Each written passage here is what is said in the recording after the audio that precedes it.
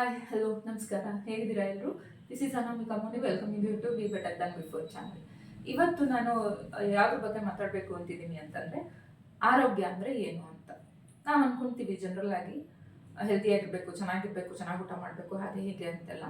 ಆದರೆ ಹೆಲ್ದಿಯಾಗಿರೋದು ಅಂದರೆ ಏನು ಅನ್ನೋದ್ರ ಬಗ್ಗೆ ಇವತ್ತು ನಾವು ಮಾತಾಡೋಣ.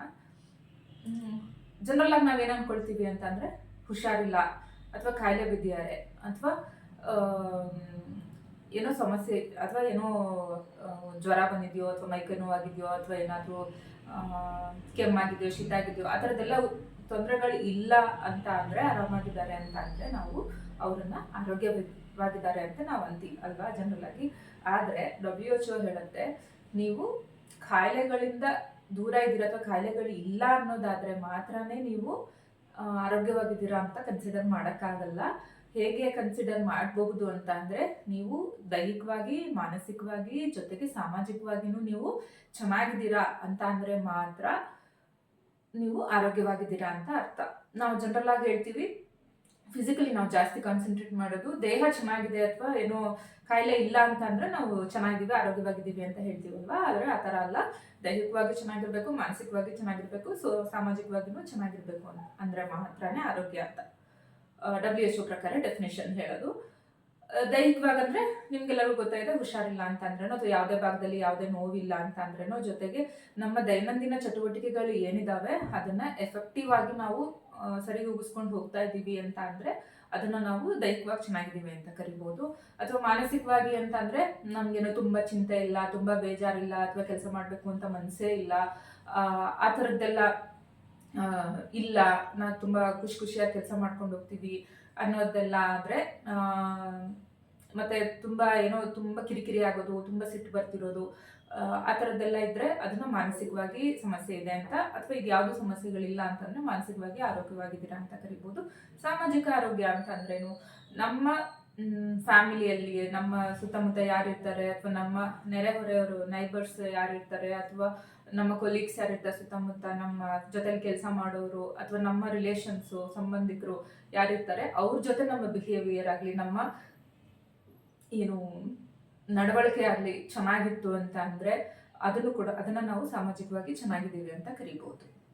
ಇದೆಲ್ಲ ಚೆನ್ನಾಗಿತ್ತು ಅಂದ್ರೆ ಮಾತ್ರ ಒಬ್ಬ ವ್ಯಕ್ತಿಗೆ ಆರೋಗ್ಯವಾಗಿದ್ದಾನೆ ಅಂತ ಹೇಳೋದಕ್ಕೆ ಸಾಧ್ಯ. ನಮ್ಮನ್ನು ನಾವು ಕ್ವಶನ್ ಮಾಡ್ಕೊಳ್ಳೋಣ, ನಾವು ಆರೋಗ್ಯವಾಗಿದ್ದೀವ ಅಂತ. ನಿಮ್ಮನ್ನು ನೀವು ಕ್ವಶನ್ ಮಾಡ್ಕೊಳ್ಳಿ, ನೀವು ಈ 3 ಸೆಕ್ಟರಲ್ಲಿ ಆರೋಗ್ಯವಾಗಿದ್ದೀರಾ ಅಂತ ನೋಡೋಣ. ನಿಮ್ಗೇನು ಉತ್ತರ ಅನ್ಸುತ್ತೆ, ನಿಮ್ಗೇನು ಆನ್ಸರ್ ಬರುತ್ತೆ ನಿಮ್ಮ ಮನಸ್ಸಲ್ಲಿ, ಅದನ್ನ ಕಮೆಂಟ್ ಬಾಕ್ಸಲ್ಲಿ ತಿಳಿಸಿ ಅಂತ ಹೇಳಕ್ಕೆ ಇಷ್ಟಪಡ್ತೀನಿ. ಹಾಗಿದ್ರೆ ನಾವು ಆರೋಗ್ಯವಾಗಿರೋದಕ್ಕೋಸ್ಕರ ಏನು ಮಾಡಬೇಕು? ಈಗ ತುಂಬಾ ಲಾಸ್ಟ್ ವಿಡಿಯೋಸಲ್ಲೂ ನಾನು ಹೇಳಿದ್ದೀನಿ, ಮುಖ್ಯವಾಗಿ ಕೆಲವೊಂದು ವಿಷಯಗಳಿದಾವೆ ನಾವು ಆರೋಗ್ಯವಾಗಿರೋದಕ್ಕೋಸ್ಕರ ಏನು ಮಾಡಬೇಕು ಅಂತ ಅಂದರೆ, ಮೊದಲನೇದು ಬ್ಯಾಲೆನ್ಸ್ಡ್ ಡಯಟ್. ನಮ್ಮ ದೇಹಕ್ಕೆ ಏನೇನು ಪೌಷ್ಟಿಕಾಂಶಗಳು ಬೇಕೋ, ಎಷ್ಟೆಷ್ಟು ಬೇಕೋ ಅಷ್ಟಷ್ಟೇ ಪ್ರಮಾಣದಲ್ಲಿ ಯಾವಾಗ ಅವಶ್ಯಕತೆ ಇದೆಯೋ ಆವಾಗಲೇ ನಾವು ನಮ್ಮ ದೇಹಕ್ಕೆ ಕೊಡಬೇಕು. ಯಾವುದು ಕಾರ್ಬೋಹೈಡ್ರೇಟ್ಸ್ ಆಗಲಿ, ಪ್ರೋಟೀನ್ ಆಗಲಿ, ವಿಟಮಿನ್ಸ್ ಆಗಲಿ, ಮಿನರಲ್ಸ್ ಆಗಲಿ, ಅಥವಾ ನೀರಾಗಲಿ, ಅಥವಾ ಕೊಬ್ಬಿನಾಂಶ ಆಗಲಿ, ಎಲ್ಲ ಯಾವುದ್ರಲ್ಲಿರುತ್ತೆ ಇದೆಲ್ಲ ಎಲ್ಲೋ ಹುಡ್ಕೊಂಡು ಹೋಗೋದಲ್ಲ. ನಾವೇನು ಊಟ ಮಾಡ್ತೀವಿ, ಅಕ್ಕಿ, ರಾಗಿ, ಗೋಧಿ, ಅಥವಾ ಚಪಾತಿ, ಅನ್ನ, ರೊಟ್ಟಿ, ಈ ಥರದ್ದು, ಅಥವಾ ಬೇಳೆಕಾಳುಗಳು, ಸಾರು ಮಾಡೋದಾಗ್ಲಿ, ಅಥವಾ ಸೊಪ್ಪು, ತರಕಾರಿ, ಅಥವಾ ಹಣ್ಣು, ಹಾಲು, ಮೊಟ್ಟೆ, ಮೀನು, ಮಾಂಸ, ಇದೆಲ್ಲ, ಜೊತೆಗೆ ಎಣ್ಣೆ ಆಗಲಿ, ಮತ್ತೆ ನೀರು, ಇದು ನಮ್ಮ ದೇಹಕ್ಕೆ ಎಷ್ಟು ಬೇಕೋ ಅಷ್ಟು ಪ್ರಮಾಣದಲ್ಲಿ, ಯಾವ್ದು ಎಷ್ಟೆಷ್ಟು ಬೇಕೋ ಅಷ್ಟಷ್ಟೇ ಪ್ರಮಾಣದಲ್ಲಿ ತಿಂದ್ರೆ ಮಾತ್ರನೇ ಅದನ್ನ ಬ್ಯಾಲೆನ್ಸ್ಡ್ ಡಯಟ್ ಅಂತ ಕರಿತೀವಿ. ಅಷ್ಟನ್ನೇ ತಗೊಂಡು ನಮ್ಮ ಆರೋಗ್ಯನ ಚೆನ್ನಾಗಿಟ್ಕೊಳ್ಳೋದಕ್ಕೆ ಡಯಟ್ ಕೂಡ ತುಂಬಾನೇ ಮುಖ್ಯ ಆಗಿರುತ್ತೆ. ಸೆಕೆಂಡ್ ಒನ್, ರೆಗ್ಯುಲರ್ ಎಕ್ಸಸೈಸ್ ಇರಬೇಕು. ನಮ್ಮ ದೇಹಕ್ಕೆ ಅಟ್ಲೀಸ್ಟ್ ದಿನಕ್ಕೆ ಒಂದು ಅರ್ಧ ಗಂಟೆನಾದರೂ ನಮ್ಮ ದೇಹವನ್ನ ಚಟುವಟಿಕೆಯಿಂದ ನಾವು ಇಟ್ಟಿರಬೇಕು. ಬೆಳಗ್ಗೆಯಿಂದ ಸಂಜೆ ತನಕ ನಾವು ಆಕ್ಟಿವ್ ಆಗೇ ಇರಬೇಕು. ಆದರೆ ವ್ಯಾಯಾಮ ಅಂತ ಅಥವಾ ನಮ್ಮ ದೇಹಕ್ಕೆ ಎಕ್ಸಸೈಸ್ ಅಂತ ಏನಾದರೂ ಒಂದು ಚಟುವಟಿಕೆ, ಒಂದು ಆಕ್ಟಿವಿಟಿನ ಅರ್ಧ ಗಂಟೆಯಿಂದ 1 ಗಂಟೆ ಡೈಲಿ ಕಂಪಲ್ಸರಿ ಮಾಡಲೇಬೇಕು. ಇದು ತುಂಬಾನೇ ಮುಖ್ಯ ನಮ್ಮ ದೇಹ ಆರೋಗ್ಯವಾಗಿರೋದಕ್ಕೆ, ನಮ್ಮ ಎಲ್ಲ ಮಾಂಸಖಂಡಗಳು ಸರಿಯಾಗಿ ವರ್ಕ್ ಮಾಡೋದಕ್ಕೆ, ಜಾಯಿಂಟ್ಸ್ ಸರಿಯಾಗಿ ವರ್ಕ್ ಮಾಡೋದಕ್ಕೆ ನಾವು ಸ್ವಲ್ಪನಾದ್ರೂ ನಮ್ಮ ದೇಹನ ಚುರುಕಾಗಿ ಚಟುವಟಿಕೆಯಿಂದ ಇಟ್ಕೊಂಡಿರಲೇಬೇಕು. ಇನ್ನು ಥರ್ಡ್ ಒನ್, ಅಡಕ್ವೇಟ್ ಸ್ಲೀಪ್. ನಮ್ಮ ದೇಹಕ್ಕೆ ರೆಸ್ಟ್ ಕೂಡ ತುಂಬಾನೇ ಮುಖ್ಯ. ಬರೀ ಎಕ್ಸಸೈಸ್ ಮಾಡೋದು, ಸರಿಯಾಗಿ ತಿನ್ನೋದಷ್ಟೇ ಅಲ್ಲ, ನಿದ್ದೆ ಮಾಡೋದು ಕೂಡ ತುಂಬಾ ಮುಖ್ಯ. ಒಂದು ದಿನಕ್ಕೆ 7ರಿಂದ 9 ಗಂಟೆ ಒಬ್ಬ ಆವ್ರೇಜ್ ಅಡಲ್ಟ್ಗೆ, ವಯಸ್ಕರಿಗೆ 7 ಗಂಟೆಯಿಂದ 9 ಗಂಟೆ ನಿದ್ದೆ ತುಂಬಾ ಅವಶ್ಯಕತೆ ಇರುತ್ತೆ. ತುಂಬ ಕೆಲಸ ಮಾಡೋದು ಅಥವಾ ತುಂಬ ಎಕ್ಸಸೈಸ್ ಮಾಡೋದು ಅಥವಾ ತುಂಬ ಊಟ ಬಿಟ್ಬಿಡೋದು, ಇದು ಏನೇ ಮಾಡಿದ್ರೂ ಕೂಡ ನಿದ್ದೆ ನೀವು ಸರಿಯಾಗಿ ಮಾಡಿಲ್ಲ ಅಂತಂದರೆ ನೀವು ಆರೋಗ್ಯವಾಗಿರೋದಕ್ಕೆ ಸಾಧ್ಯನೇ ಇಲ್ಲ. ಹಾಗಾಗಿ ನಿದ್ದೆನೂ ಕೂಡ ತುಂಬಾ ಮುಖ್ಯ. ಇದು 3ನೇ ಪಾಯಿಂಟ್. ಮತ್ತು 4th ಒನ್ ಹೈಜಿನ್. ಇದು ಎಷ್ಟೆಲ್ಲ ಮಾಡಿ ನಾವು ನಮ್ಮ ದೇಹಕ್ಕೆ ಏನು ಬೇಕೋ ಅದನ್ನು ಕರೆಕ್ಟಾಗಿ ಕೊಟ್ಟು ನಾವು ಸುತ್ತಮುತ್ತ ಚೆನ್ನಾಗಿ ಇಟ್ಕೊಂಡಿಲ್ಲ ಅಥವಾ ನಮ್ಮನ್ನು ನಾವು ವೈಯಕ್ತಿಕವಾಗಿ ನಾವು ಸ್ವಚ್ಛತೆಯಿಂದ ಇರಲಿಲ್ಲ ಅಂತ ಅಂದರೆ ಅದರಿಂದನೂ ಕೂಡ ಕಾಯಿಲೆಗಳು ಬರುತ್ತೆ. ಸೊ ನಮ್ಮನ್ನು ನಾವು ಸ್ವಚ್ಛವಾಗಿ ಇಟ್ಕೊಳ್ಳೋದ್ರ ಜೊತೆಗೆ ನಮ್ಮ ವಾತಾವರಣವನ್ನು, ನಮ್ಮ ಮನೆ ಅಕ್ಕಪಕ್ಕ ಆಗಲಿ, ನಮ್ಮ ವಾತಾವರಣ, ನಮ್ಮ ಸುತ್ತಮುತ್ತ ಏನಿರ್ತೋ ಎನ್ವಿರಾನ್ಮೆಂಟು, ಅದನ್ನು ಕೂಡ ಸ್ವಚ್ಛವಾಗಿ ಇಟ್ಕೊಳ್ಳೋದ್ರಿಂದ ನಾವು ಅನಾರೋಗ್ಯ ಬರೋದನ್ನು ತಡೆಗಟ್ಬೋದು, ಆರೋಗ್ಯವಾಗಿ ಇರ್ಬೋದು. ಜೊತೆಗೆ ಇಷ್ಟೆಲ್ಲ ಮಾಡಿದ್ದೀವಿ, ಆದರೆ ಏನೋ ಟೆನ್ಷನ್ನು, ಏನೋ ಸಮಸ್ಯೆಗಳು, ಏನೋ ಕಿರಿಕಿರಿ ಅಥವಾ ಏನೋ ತೊಂದರೆಗಳಾದಾಗ, ಏನೋ ಸ್ಟ್ರೆಸ್ ಆದಾಗ ಅದನ್ನು ಹೇಗೆ ಮ್ಯಾನೇಜ್ ಮಾಡಬೇಕು ಅನ್ನೋದನ್ನು ಕೂಡ ಗೊತ್ತಿರಬೇಕು.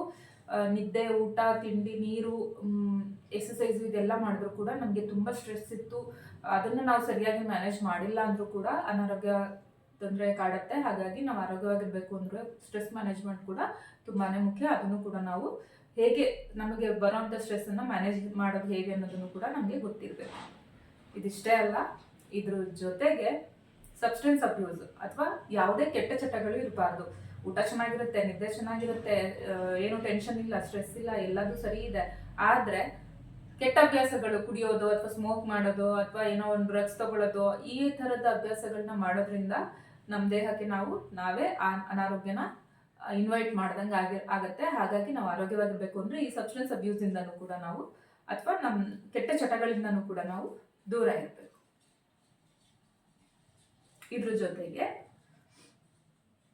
ನಮ್ಮ ಸುತ್ತಮುತ್ತ ಅಥವಾ ನಮ್ಮ ಸಂಬಂಧಿಕರು ಅಥವಾ ನಮ್ಮ ಸುತ್ತಮುತ್ತ ಇರೋ ರಿಲೇಶನ್ಶಿಪ್, ಮನೇಲಿ ಫ್ಯಾಮಿಲಿ ಮೆಂಬರ್ಸ್ ಆಗಲಿ ಅಥವಾ ಫ್ರೆಂಡ್ಸ್ ಆಗಲಿ ಅಥವಾ ನೇಬರ್ಸ್ ಆಗಲಿ ಅಥವಾ ಕಲೀಗ್ಸ್ ಆಗಲಿ, ಇವರೆಲ್ಲರ ಜೊತೆನೂ ನಮ್ಮ ಬಾಂಧವ್ಯ ಚೆನ್ನಾಗಿರ್ಬೇಕು. ಅವ್ರನ್ನ ಸರಿಯಾಗಿ ಮಾತಾಡೋದ್ರಿಂದ ಅಥವಾ ಅವ್ರ ಜೊತೆ ಯಾವಾಗಲೂ ಕಿರಿಕಿರಿ ಮಾಡೋದು, ಸಿಟ್ ಮಾಡೋದು, ಯಾವಾಗಲೂ ಜಗಳ ಆಡ್ತಿರೋದು, ಇದರಿಂದ ಆದರೂ ನಮ್ಮ ಮೆಂಟಲಿ ಅದು ಅಫೆಕ್ಟ್ ಆಗೇ ಆಗುತ್ತೆ. ಅದರಿಂದ ಕೂಡ ನಾವು ಮೆಂಟಲಿ ಚೆನ್ನಾಗಿಲ್ಲ ಅಂತಂದರೆ ನಮ್ಮ ದೇಹದ ಮೇಲೂ ಕೂಡ ಅದು ಪರಿಣಾಮ ಬೀರುತ್ತೆ. ಹಾಗಾಗಿ ನಮ್ಮ ರಿಲೇಶನ್ಶಿಪ್ಸ್, ನಮ್ಮ ಸುತ್ತಮುತ್ತ ಏನು ಜನ ಇರ್ತಾರೆ, ಫ್ಯಾಮಿಲಿ ಮೆಂಬರ್ಸು, ಫ್ರೆಂಡ್ಸು, ಕೊಲೀಗ್ಸ್, ಏನು ಹೇಳಿದೆ, ನೇಬರ್ಸ್, ಅವರೆಲ್ಲರ ಜೊತೆಗೂ ನಾವು ಸರಿಯಾಗಿ ಮಾತಾಡ್ಕೊಂಡು ಅವ್ರ ಬಾಂಧವ್ಯ ಉತ್ತಮವಾಗಿ ಇಟ್ಕೊಳ್ಳೋದ್ರಿಂದನೂ ಕೂಡ ಆರೋಗ್ಯ ಚೆನ್ನಾಗಿರುತ್ತೆ. ಇದಿಷ್ಟು ಫ್ಯಾಕ್ಟರ್ಸ್, 7 ಫ್ಯಾಕ್ಟರ್ಸ್ ನಾನು ಏನು ಹೇಳಿದೆ, ಈ 7 ಫ್ಯಾಕ್ಟರ್ನ ಯಾವುದೇ ಒಂದು ಮಿಸ್ ಆದರೂ ಕೂಡ ನಮ್ಮ ಆರೋಗ್ಯ ಚೆನ್ನಾಗಿರಲ್ಲ. ಇದೊಂಥರ ಈ 7 ಪಿಲ್ಲರ್ಸ್ ಥರ. ಈ 7 ಫ್ಯಾಕ್ಟರ್ಗಳು ನಮ್ಮನ್ನು ನಾವು ಆರೋಗ್ಯವಾಗಿ ಇಟ್ಕೊಳ್ಳೋದಕ್ಕೆ ತುಂಬಾ ಮುಖ್ಯ. ಅದಕ್ಕೆ ಇದು ಯಾವುದೋ ಒಂದು ಕಡೆ ಗಮನ ಕೊಟ್ಟು ಇನ್ನು ಉಳಿದಿದ್ದು ಬಿಡೋದು ಅಥವಾ ಎಲ್ಲದನ್ನು ಮಾಡಿ ಯಾವುದೋ ಒಂದನ್ನು ಬಿಡೋದು, ಈ ಥರ ಮಾಡಬೇಡಿ. ಈ ಎಲ್ಲದ್ರ ಕಡೆನೂ ಗಮನ ಕೊಡಿ.